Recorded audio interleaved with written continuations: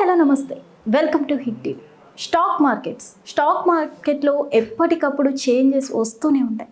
కానీ ఇప్పుడు కరెంట్ సిచ్యువేషన్లో మనం చూసుకున్నట్లయితే వార్ నడవడం వల్ల ఇరు దేశాల మధ్య యుద్ధం నడుస్తుంది కాబట్టి మరి వీటి ప్రభావం స్టాక్ మార్కెట్ మీద ఎలా ఉంది, ప్రెజెంట్ స్టాక్ మార్కెట్ కండిషన్ ఎలా ఉంది ఏంటి అనేది అయితే అడిగి తెలుసుకోవడానికి ఈరోజు మనతో పాటు రామచంద్రమూర్తి గారు ఉన్నారు. వారి మాటల్లో తెలుసుకుందాం. నమస్తే సార్. నమస్తే అండి. సార్, ప్రెజెంట్ ఇప్పుడు ఈ స్టాక్ మార్కెట్ కండిషన్ ఎలా ఉంది సార్?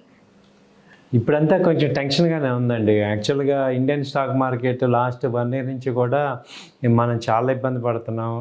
2024లో ర్యాలీ వచ్చింది, ఆ తర్వాత 25 అంతా కూడా మొత్తం మైనస్ అయిపోయింది. అలాగే 26 స్టార్టింగ్లో జనవరి ఫిబ్రవరిలో ట్రేడ్ డీల్ జరిగింది, బాగుంది అనుకున్నాం. ఇప్పుడు మార్చ్ 15th ట్రేడ్ డీల్ అవుతుంది, బాగా అన్ని స్టాక్స్ పెరుగుతాయి అనుకుంటే ఇప్పుడు ఇరాన్ వార్ వచ్చి మొత్తం 700-800 పాయింట్స్ డౌన్ అయిపోయింది నిఫ్టీ. అలాగే సెన్సెక్స్ తీసుకుంటే దాదాపు 3,000 పాయింట్స్ డౌన్ అయింది, అంటే హై నుంచి చూసుకుంటే. సో ఇవాళ ఒక్కరోజే చూసుకుంటే 350 పాయింట్స్ నిఫ్టీ డౌన్ అయింది, అలాగే 1000 పాయింట్స్ సెన్సెక్స్ డౌన్ అయింది. ఇదంతా మనకి తెలిసిందే రీజను ఈ ఇరాన్ మీద ఇజ్రాయెల్ అలాగే అమెరికా దాడి చేయటం అనేది. ఇరాన్ వాళ్ళు ఈ యొక్క దాడుల్ని ఎదుర్కొంటారు ఎలా. ఇప్పుడు ఆల్మోస్ట్ ఇరాన్లో టాప్ లీడర్స్ 50 మెంబర్స్ దాకా చనిపోయారు. సో ఇప్పుడు ఏం చేయాలి ఏంటి అనేది ఈ యొక్క ఇంటర్నేషనల్ ఇష్యూస్ వల్ల ఈ క్రూడ్ ఆయిల్ పెరగటం, అలాగే గోల్డ్ సిల్వర్లు ఏమో అన్రెస్ట్ వల్ల పెరుగుతున్నాయి, అలాగే స్టాక్ మార్కెట్స్ అంతే డౌన్ అవుతున్నాయి. ఇది ప్రజెంట్ జరుగుతున్న సిచ్యువేషన్. సో ఈ వార్ వల్ల ఈ ఎఫెక్ట్ అనేది గోల్డ్ ప్రైజెస్ మీద, సిల్వర్ ప్రైజెస్ మీద పడే అవకాశం ఉందంటారా సార్? డెఫినెట్గా అండి. గోల్డ్ సిల్వర్ అయితే ఇప్పుడు ర్యాలీ అవుతాయి. ఇప్పుడు గోల్డ్ అయితే ఇంటర్నేషనల్గా చూసుకుంటే $5,600 దాకా వెళ్ళింది. సో 5,400 ప్రెజెంట్ ఉంది. ఇది దాదాపు మొన్న ఆల్ టైమ్ హై 5,500, అది కూడా బ్రేక్ అయ్యి 5,800-900 కూడా వెళ్ళే ఛాన్సెస్ కనపడుతున్నాయి. ఏది యుద్ధం కనుక ఇలా కంటిన్యూ అయితే. ఓకే, ఒకవేళ కాదు అంటే వాళ్ళు ఇరాన్ వాళ్ళు సరెండర్ అయిపోయి వాళ్ళతో అమెరికాతో ఒక డీల్ ఏదైనా కుదుర్చుకుంటే మాత్రం వాళ్ళందరూ కూడా మళ్ళీ నార్మల్ అవుతుంది. లేదు అంటే ఇప్పుడు ఒక 1 week 10 days ఇక మార్కెట్స్ అన్నీ కూడా అతలకుతలం అవుతాయి. ఎందుకంటే మెయిన్ అక్కడ ఇరాన్ ఏదైతే ఈ నౌకలు వరల్డ్ మొత్తం మీద 20% ఆయిల్ వెళ్ళే రూట్ అంతా బ్లాక్ చేశారు. దానివల్ల ఇప్పుడు ఆయిల్ రేట్లు పెరుగుతున్నాయి.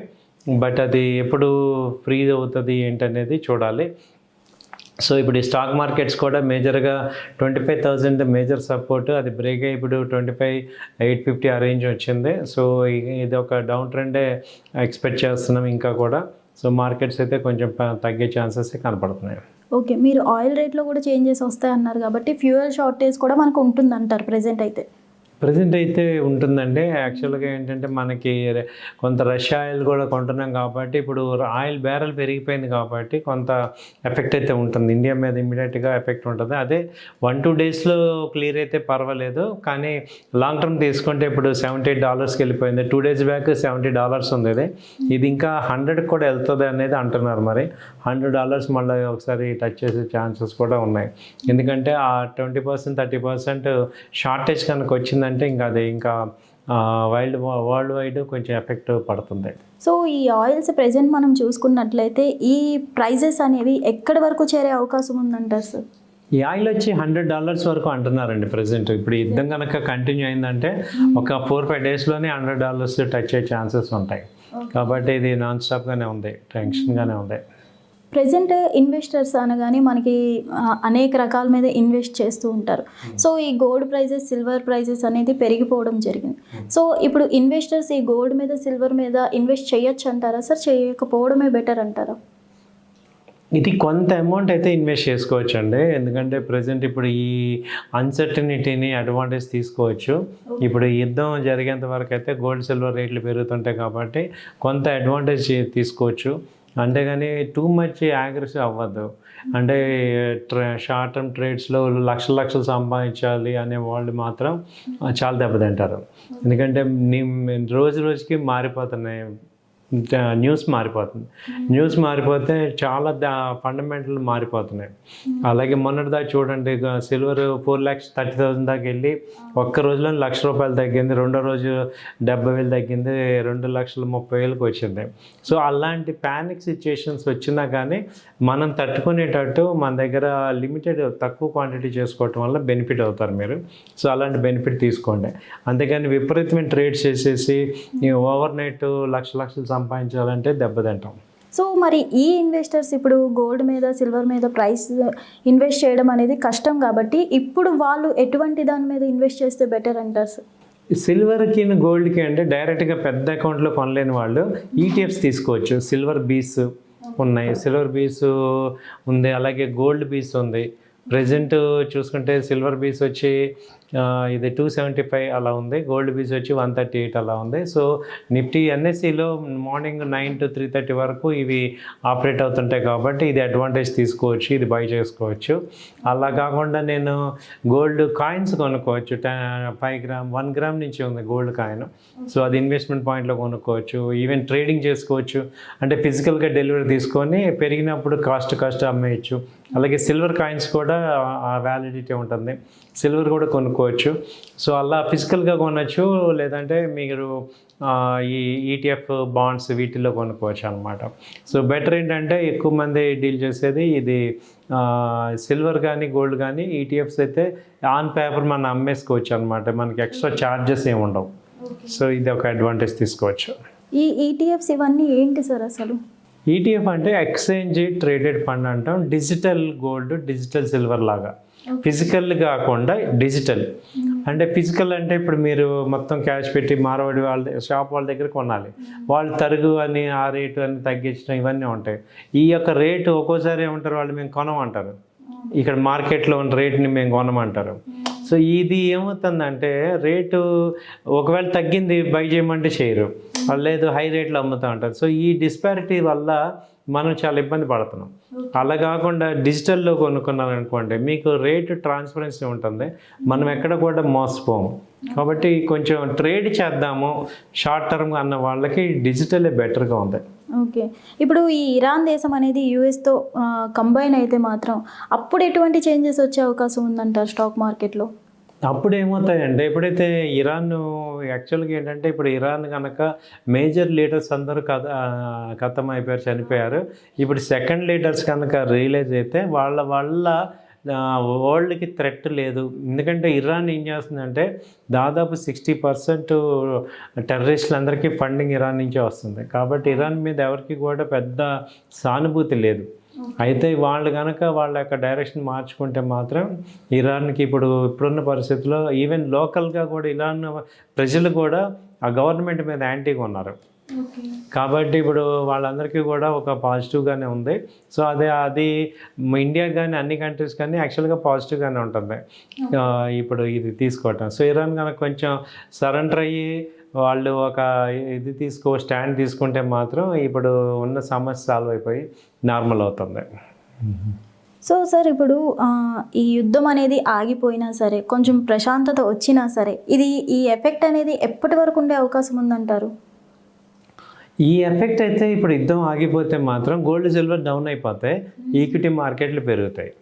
యాక్చువల్గా చాలా బాగా పెరుగుతాయి. ఎందుకంటే అప్పుడు అసలు వరల్డ్ మొత్తం మీద పెద్ద టెన్షన్ ఉండదు కాబట్టి క్లారిటీగా ఉంటుంది, పీస్ ఆఫ్ మైండ్ ఉంటుంది. కాబట్టి ఇండియా పాయింట్ ఆఫ్ వ్యూలో చూస్తే ఆల్రెడీ ఇండియాకి ఈరుతో డీల్ అయిపోయింది, అలాగే యూఎస్తో డీల్ అయిపోయింది. కాబట్టి మనకి ఎక్స్పోర్ట్స్ బాగుంటాయి, కంపెనీస్ బాగుంటాయి, అన్నీ చాలా పాజిటివ్ వస్తాయి. సో ఛాన్స్ ఉంది. So but any time Iran ఇప్పుడున్న పరిస్థితి చూస్తే ఎక్కువ రోజులు యుద్ధం చేసే పరిస్థితి లేదు. అన్లెస్ అంటిల్ రష్యా కానీ చైనా కానీ సపోర్ట్ వస్తే ఇరాన్కి అప్పుడు వేరేగా ఉంటుంది. సో రాకుండా ఉంటే మాత్రం నార్మల్గా ఒక 4-5 రోజుల్లో క్లోజ్ అయ్యేటట్టు ఉంది. సో ఇప్పుడు మనం చూసుకున్నట్లయితే ఒక 2-3 అవర్స్ బ్యాక్ కూడా ఆయిల్ రిఫైనరీస్ మీద కూడా బాంబ్ బ్లాస్ట్ జరగడం జరిగింది. సో వీటి వల్ల మీరు ప్రెజెంట్ ఇప్పుడు చెప్పడం జరిగింది 100 crores వరకు అయ్యే ఛాన్సెస్ ఉంది అని, $100 వరకు. సో ఆఫ్టర్ ఇలాంటివి మళ్ళీ ఇంకా ఎక్కువ అయితే ఇంకెంత వరకు రీచ్ అయ్యే అవకాశం ఉందంటారు? ప్రెజెంట్ అయితే $100 టార్గెట్ అండి. అది కూడా ఒక 1-2 డేస్లో ఎలా ఉంది సిచ్యుయేషన్ బట్టి. సో అంతవరకు మనం ఎక్స్పెక్ట్ చేయొచ్చు. ఇంకా దాటిందంటే ఇప్పుడు టెక్నికల్గా నెక్స్ట్ లెవెల్ అక్కడ సిచ్యుయేషన్ బట్టి మనం ప్రెడిక్ట్ చేయడం బెటర్, కానీ వేగ్గా చెప్పడం వేస్ట్ కదా. ఓకే, ఇప్పుడు గోల్డ్ సిల్వర్ అయితే మేము టార్గెట్స్, గోల్డ్ అయితే ఇప్పుడు 1,75,000 ఆ రేంజ్ వరకు ఉంది. సిల్వర్ తీసుకుంటే 330, 3 lakh ఉంది ఇప్పుడు ప్రెసెంట్. 3,30,000 నుంచి 3,50,000 వరకు టార్గెట్ ఉంది. అలాగే ఇప్పుడు స్టాక్ మార్కెట్ అయితే నిఫ్టీ ఇప్పుడే 24,000 సపోర్ట్ తీసుకుని 24,800 సపోర్ట్ తీసుకుంది. సో ఇది రేపు మళ్ళీ గ్యాప్ డౌన్ ఏంటనేది ఇది అవుతుంది. So 24,800, 24,700 major supports. సో ఇప్పుడు అనేది మనకి మ్యారేజ్ సీజన్ బాగా నడుస్తుంది కదా సార్, గోల్డ్ కొనే వాళ్ళకి ఇప్పుడు కొనుక్కోవడం బెటర్ అంటారా, తర్వాత ఏమైనా కొనుక్కుంటే ఛాన్సెస్ ఎక్కువ ఉంటాయి అంటారా? ఇప్పుడు మ్యారేజ్ చేసే వాళ్ళకి ఏంటంటే ఏ రేట్ ఉన్నా తప్పదు కదండి, వాళ్ళకి అప్పుడు ఆర్నమెంట్స్ ఇవ్వాల్సిందే, ఏ రేట్ ఉన్నా తప్పట్లేదు.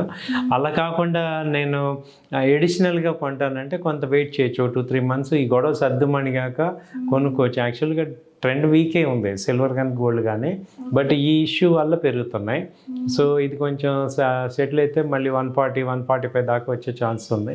అక్కడ తీసుకోవచ్చు, ఒక 2-3 నెలలు ఆగితే బెటర్గానే ఉంటుంది. సో ఈ గోల్డ్, ఫ్యూయల్, సిల్వర్ కాకుండా అదర్ ఏమైనా ఇంకా ప్రైజెస్ పెరిగే అవకాశం ఉందంటారా సార్? అదర్ అంటే ఇప్పుడు ప్రాక్టికల్గా చూసుకుంటే అదర్ అన్నీ కూడా ఇప్పుడు నిఫ్టీ స్టాక్స్ ఇప్పుడు నెక్స్ట్ ఆల్టర్నేటివ్ ఓన్లీ 3 assets మీదే మార్కెట్ మూవ్ అవుతుంది. అటు గోల్డ్, సిల్వర్ ఒకటి, రెండోది రియల్ ఎస్టేట్, మూడోదేమో స్టాక్ మార్కెట్.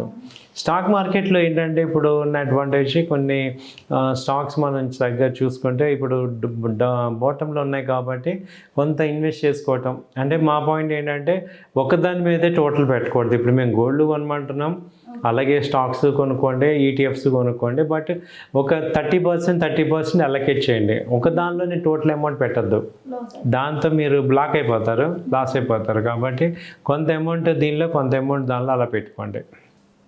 సో ఫైనల్లీ ఈ స్టాక్ మార్కెట్ అంతా మళ్ళీ సద్దు మనగడానికి ఎంత టైం పట్టచ్చు అంటారు సార్? 2-3 months పడుతుంది. 2-3 months పడుతుంది. కొంచెం నార్మల్ అవడానికి 2-3 months పడుతుంది. ఎందుకంటే ఈ మంత్ ట్రేడ్ డీల్ అయితే ఇండియన్ మార్కెట్ ఏమవుతుందంటే 25,800 దాటి పైకి వెళ్ళట్లేదు.